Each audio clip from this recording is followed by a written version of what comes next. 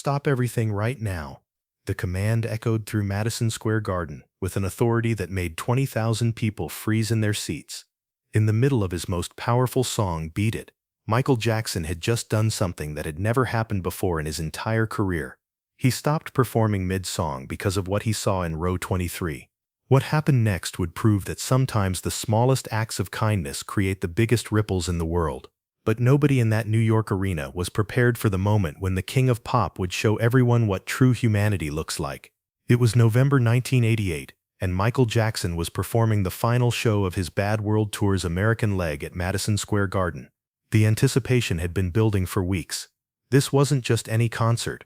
This was Michael's triumphant return to his home country after conquering stages across Europe and Asia, and the 20,000 fans packed into every seat were witnessing what many considered the most electrifying performance of his career.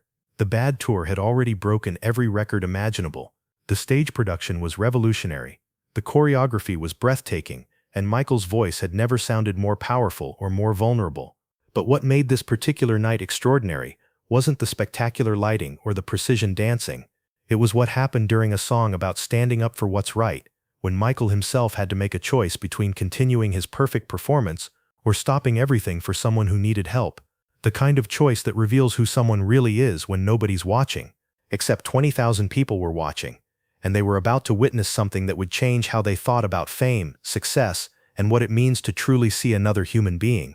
Sarah Martinez was 12 years old, and she had been counting down to this concert for 6 months.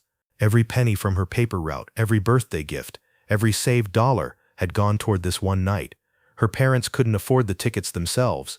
Medical bills from her younger brother's leukemia treatment had drained the family savings, and luxuries like concert tickets were impossible.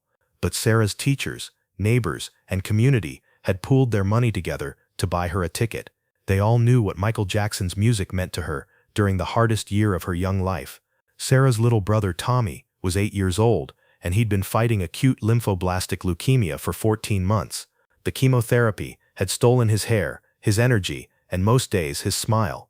But when Sarah would come home from school and play Michael Jackson songs in their shared bedroom, Tommy would light up. He would try to moonwalk across the carpet, even when he was so weak he could barely stand. He would sing along to Man in the Mirror, his small voice cracking with emotion on the chorus about making a change. The night before the concert, Tommy had been admitted to the hospital again. Another infection, another setback, another night of watching her baby brother struggle to breathe. Sarah's parents told her she didn't have to go to the concert. They said Tommy would understand if she wanted to stay at the hospital with him. But Tommy had insisted. He'd grabbed her hand with his small pale fingers and made her promise she would go. "Promise me you'll dance for both of us," he'd whispered.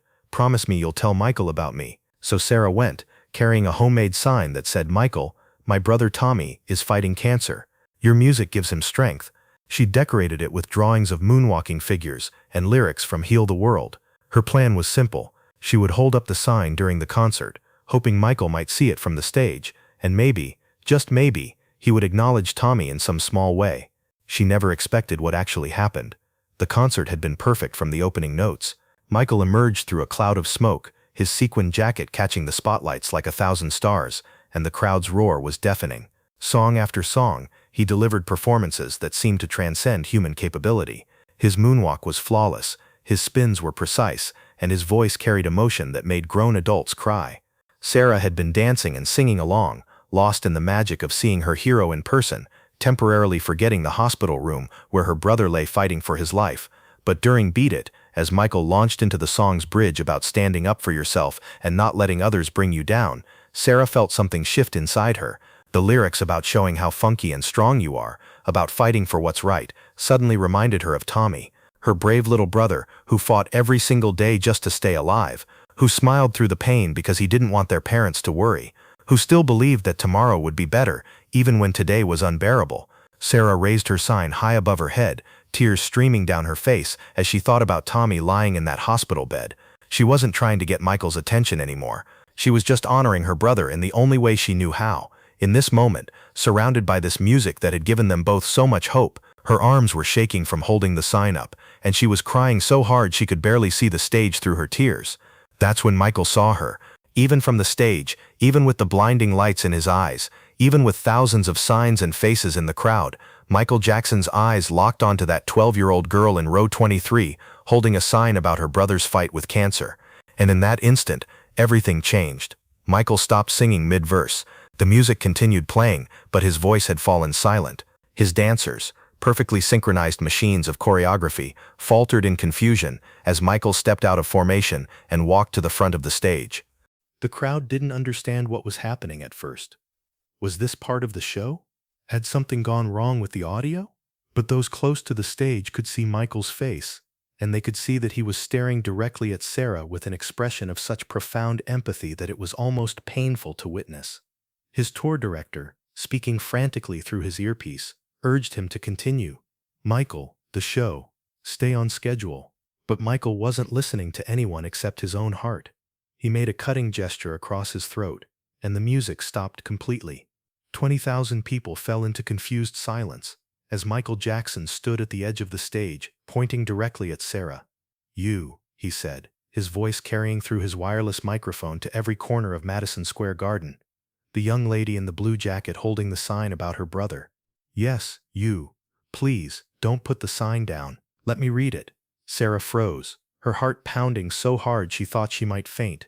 Around her, people were turning to look, and the giant screens were now focused on her face, broadcasting her tears to the entire arena.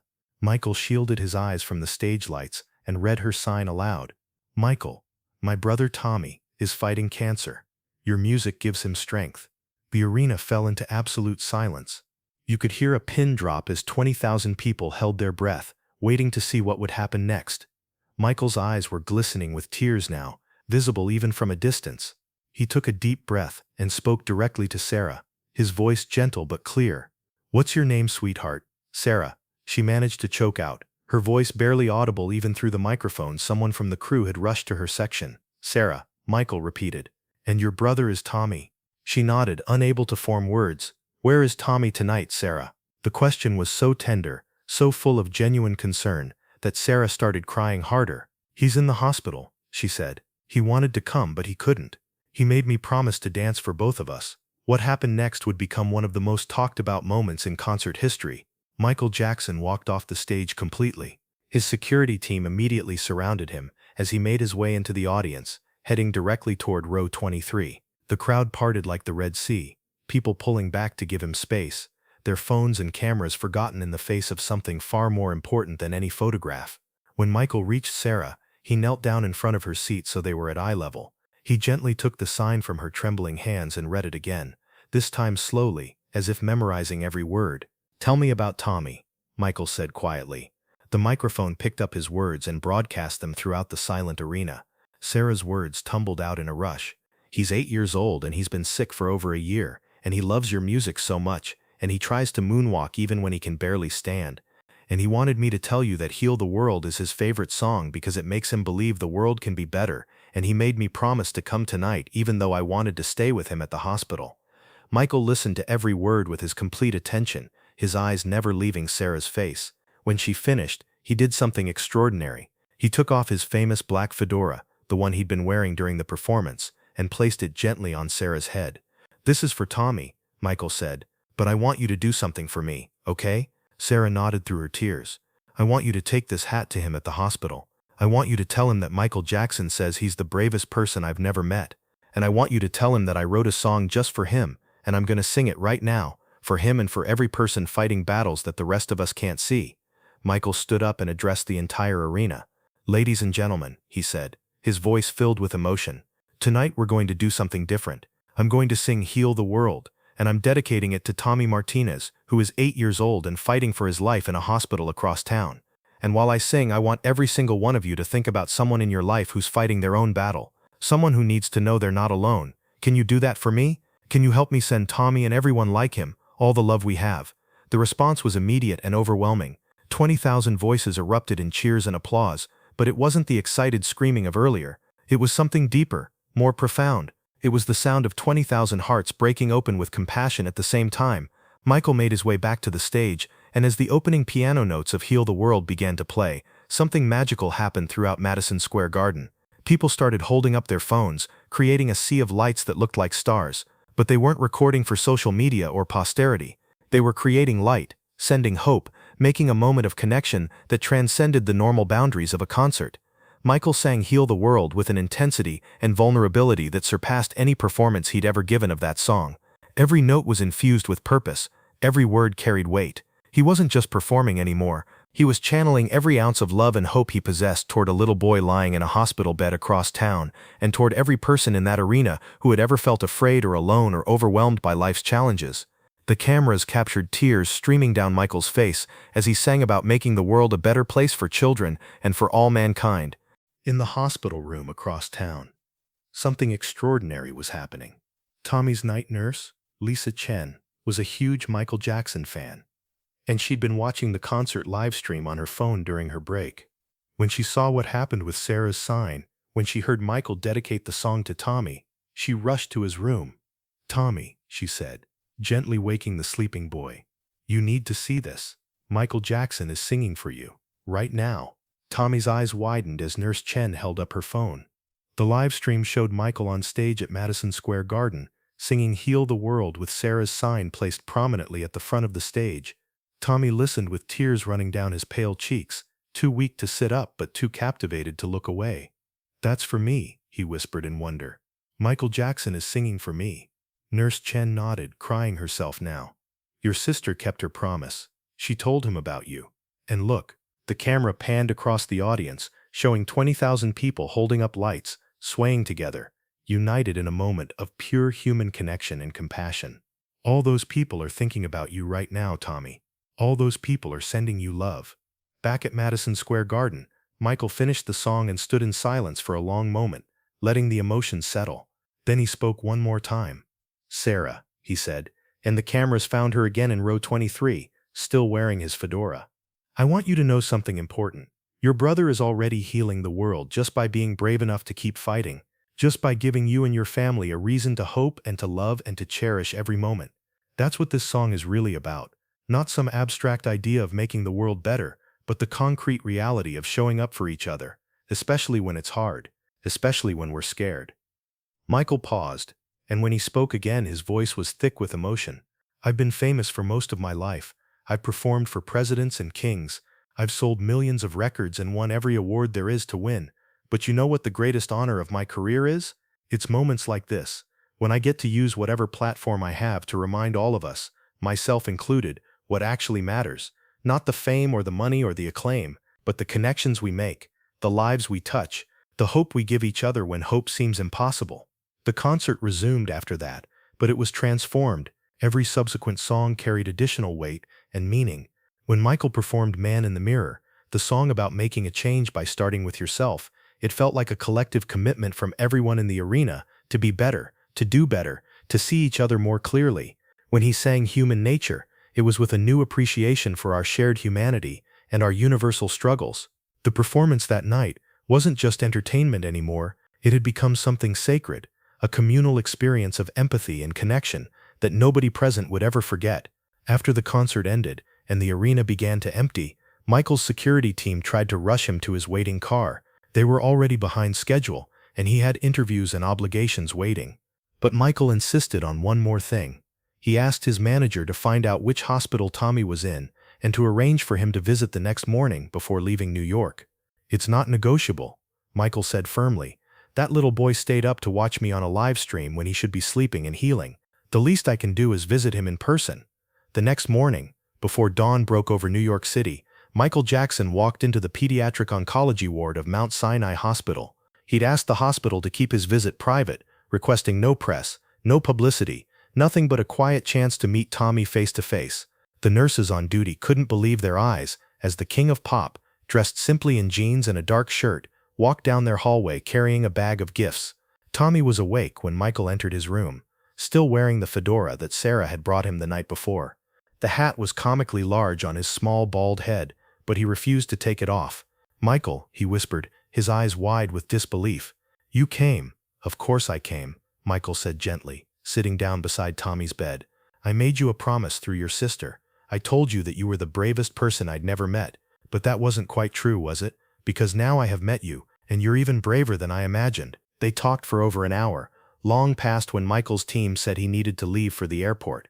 Michael told Tommy stories about recording Thriller, about learning to moonwalk, about the challenges of growing up in the spotlight. But mostly, he listened. He listened to Tommy talk about his favorite songs, his dreams of being a dancer when he got better, his fears about the treatments, and his determination to beat cancer. Before leaving, Michael pulled out a small notebook from his bag. "This is for you," he said. "I write all my song ideas in notebooks like this. This one is brand new, and I'm giving it to you so you can start writing your own songs. 'Cause here's what I know about you already, Tommy. You're a fighter. You're going to beat this disease. And when you do, you're going to have stories to tell and wisdom to share that could help other people. Maybe you'll write songs. Maybe you'll write books. Maybe you'll just talk to other kids who are scared and fighting their own battles. But whatever you do, your voice matters." Tommy Martinez did beat cancer. After 2 more years of grueling treatment and multiple setbacks that tested his family's faith and resilience, he went into complete remission. The doctors called it a medical miracle. Tommy called it the power of having something to fight for. Throughout his treatment, he kept Michael's notebook by his hospital bed and filled it with poems, song lyrics, and reflections on what he'd learned through his illness.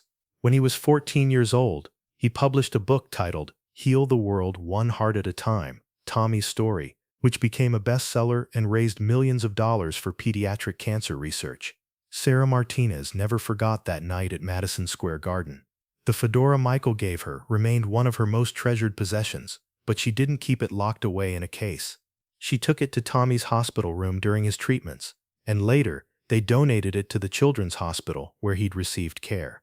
It sits in a display case in the main lobby with a plaque that reads, "In memory of the night Michael Jackson reminded us that every life matters, that seeing someone's pain and choosing to act is what makes us truly human. Donated by the Martinez family in gratitude for the healing power of compassion."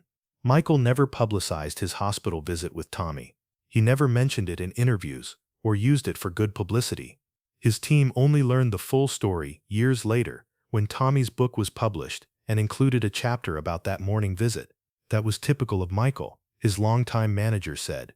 "He did 1,000 acts of kindness that nobody ever knew about. He understood that real compassion isn't performed for an audience. It's something you do because you can't not do it. Because seeing someone suffering and having the power to ease it, even in a small way, creates a moral obligation that supersedes everything else." The story of what happened at Madison Square Garden that November night spread through word of mouth initially, long before social media made every moment instantly viral. People who'd been in the arena told their friends and families about the night Michael Jackson stopped his show for a sick child. But more importantly, they talked about how it made them feel, how it reminded them to look around at the people in their own lives who might be fighting battles nobody else could see, how it inspired them to choose compassion over indifference, connection over isolation, and action over passive sympathy. Music venues around the world began implementing what became known as Tommy's Pause, encouraging performers to take moments during their shows to acknowledge audience members dealing with hardships. It started as informal gestures, but evolved into a movement that fundamentally changed how live performances created space for human connection beyond entertainment. Schools started teaching empathy using the story of Michael and Tommy as a case study in how small acts of kindness can create exponential ripples of positive change. 20 years after that concert, Tommy Martinez stood on a TED Talk stage and told the story to a global audience. By then, he was a successful pediatric oncologist, dedicating his life to treating children fighting the same disease he'd conquered. The notebook Michael gave him sat on his office desk, and he'd written in it every single day since that hospital visit. "I learned something profound from Michael Jackson," Tommy said in his talk. "I learned that true power isn't about how many records you sell or how famous you become. It's about whether you use whatever influence you have to see people, really see them, and to respond with love when you do." Michael could have kept singing that night. His tour manager was probably having a heart attack as he walked off stage, but he chose to stop everything because he saw a 12-year-old girl crying about her brother's fight with cancer, and that mattered more than any performance. Tommy continued, his voice thick with emotion even after all those years. "That choice saved my life, not because the hat was magic or because Michael's visit cured my cancer, but because in that moment, when I was watching that live stream from my hospital bed, when I heard Michael Jackson dedicate Heal the World to me by name, when I saw 20,000 people holding up lights and sending love to a kid they'd never met, I decided something. I decided that if all those people could care about me, I needed to care about myself enough to keep fighting. I needed to believe that my life mattered, That's the power of being seen. That's what compassion really means. The footage of that concert has been viewed hundreds of millions of times across various platforms. It's been analyzed by psychologists studying empathy, referenced by religious leaders talking about the power of compassion, and used in medical schools to remind future doctors that healing is about more than just treating disease. But perhaps its most powerful impact has been on ordinary people who watch it and think about their own choices, who see Michael Jackson stopping his performance and wonder, when was the last time I stopped what I was doing to truly see someone else's pain? When have I chosen connection over convenience? Who in my life needs to be seen right now? Michael Jackson died in 2009, and his funeral was attended by family, close friends, and a few select individuals whose lives he'd touched in profound ways. Tommy Martinez was one of them. He stood up during the service and spoke about the morning Michael visited him in the hospital. The world knew Michael as the king of pop, Tommy said. They knew him for his music, his dancing, his unprecedented success, but I knew him as the person who showed me that every single life has infinite value, who taught me that stopping to acknowledge someone's struggle is never a waste of time. It's actually the most important thing we can do. Today, there's a foundation called the Tommy Martinez Compassion Fund, established to continue the work that began that night at Madison Square Garden. It provides financial support to families dealing with pediatric cancer, but it does something else too.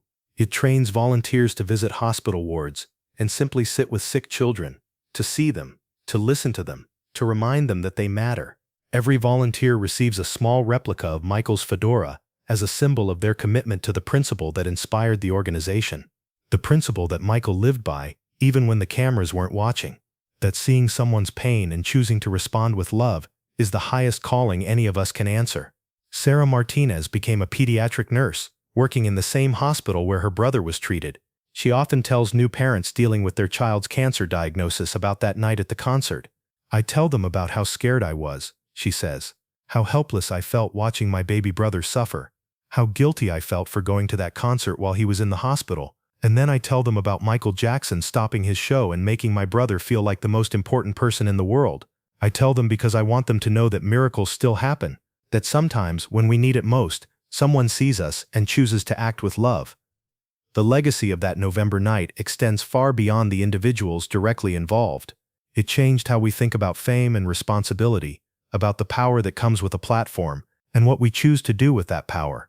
Michael Jackson had every reason to keep performing that night. He was on a tight schedule. He had obligations and commitments. The show had to go on, as they say. But he understood something that transcends the entertainment industry. He understood that some moments are more important than any performance. That sometimes the greatest thing you can do with your gifts isn't to showcase them, but to use them to lift someone else up. In interviews conducted in the years before his death, Michael occasionally mentioned that night, though he never spoke about it in detail. I just did what felt right, he said once. When I saw that girl's sign about her brother, everything else disappeared. The schedule, the pressure, the expectations. All I could think was, there's a little boy fighting for his life who loves my music, and I have a chance to make him feel seen and valued and important. How could I not take that chance? The song could wait. The tour could wait. But that moment, that was now or never. This beautiful story reminds us that our greatest moments often come not from our achievements, but from our choices. Michael Jackson achieved more in his career than most people could dream of in 10 lifetimes. But that night at Madison Square Garden, when he stopped everything for Tommy Martinez, created a ripple effect of compassion that continues to this day. It reminds us that we all have the power to stop and see each other, to choose connection over convenience, to let someone know their struggle matters and their life has value. How often do we walk past someone's pain because we're too busy or too focused on our own goals? What would change in our world if we all committed to Tommy's pause, to stopping when we see someone suffering and asking how we can help? Who in your life needs to be seen right now? Who needs to know that they matter, that their fight is recognized, that they're not alone? If this story inspired you to think differently about compassion and the power of being fully present for another person's struggle, hit that like button and share it with someone who needs to remember that sometimes the most important thing we can do is simply stop and see each other. Subscribe and ring that notification bell because we have more incredible stories that prove love is always stronger than indifference and that choosing to see someone's pain is the first step toward healing it. Until next time, remember that the greatest performances aren't always on stage. Sometimes they happen in the quiet moments when we choose compassion over everything else.